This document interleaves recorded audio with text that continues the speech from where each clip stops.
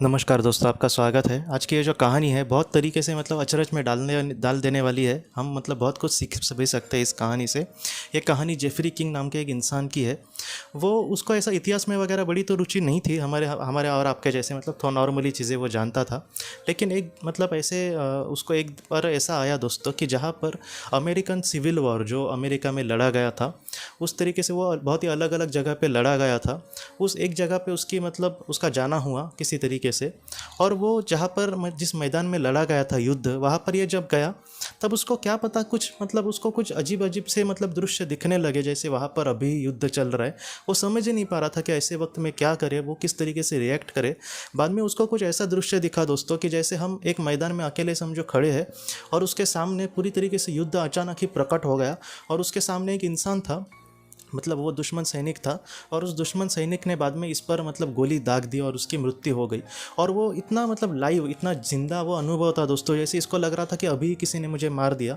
और वो नीचे ही गिर पड़ा और उसको बाद में कुछ भी समझ नहीं आया कि वो वो दृश्य आखिर क्या था।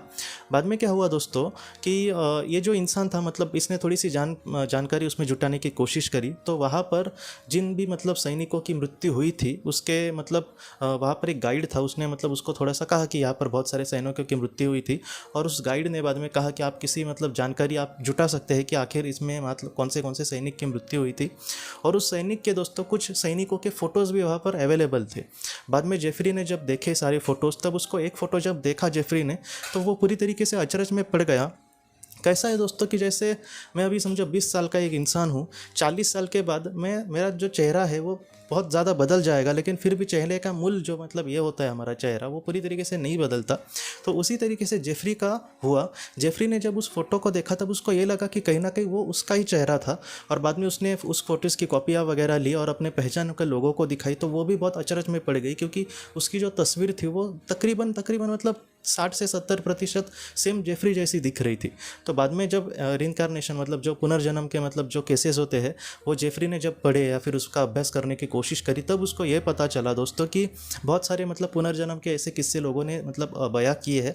तब जेफरी को लगा दोस्तों कि उसका एक जन्म उस जीवन में शायद वो एक सिपाही था जो सिविल वॉर में मारा गया था, और आज फिर से उसका जन्म हुआ है।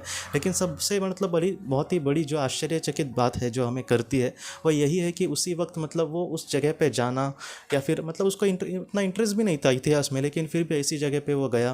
बाद में उसको ऐसा अनुभव हुआ, क्योंकि ऐसे अनुभव कितने लोगों को हुए। बाद में वहाँ पर उस इंसान की फ़ोटोज़ भी मिलना, ये भी बहुत बड़ी बात थी।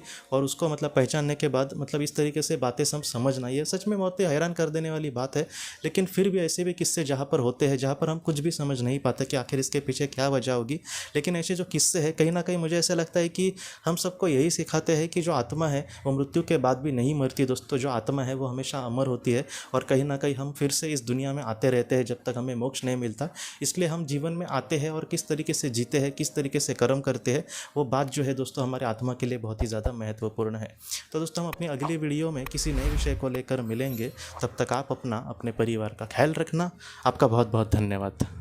जिंदगी की रोशनी ये एक कंसल्टेंसी है जो ऐसे लोगों को मदद करने की कोशिश करती है जिन्होंने किसी अपने को खोया है, या फिर जो लोग अपने जीवन में बहुत ही ज़्यादा दुखी है। जो लोग इस संस्था के साथ जुड़ते हैं उन्हें पास्ट लाइफ रिग्रेशन की ऑडियोज़ भेजी जाएगी, जिससे घर बैठे वह पास्ट लाइफ रिग्रेशन का अभ्यास कर सकते हैं। और उन्हें 5 मेडिटेशन ध्यान की भी ऑडियोज़ भेजी जाएगी। और इसके साथ साथ उन्हें PDF किताबें भेजी जाएंगी जो हिंदी और अंग्रेज़ी में है, जो मोबाइल पर या फिर लैपटॉप पर आप उसे पढ़ सकते हैं। और 10 ऑडियो बुक्स भी आपको भेजी जाएंगी।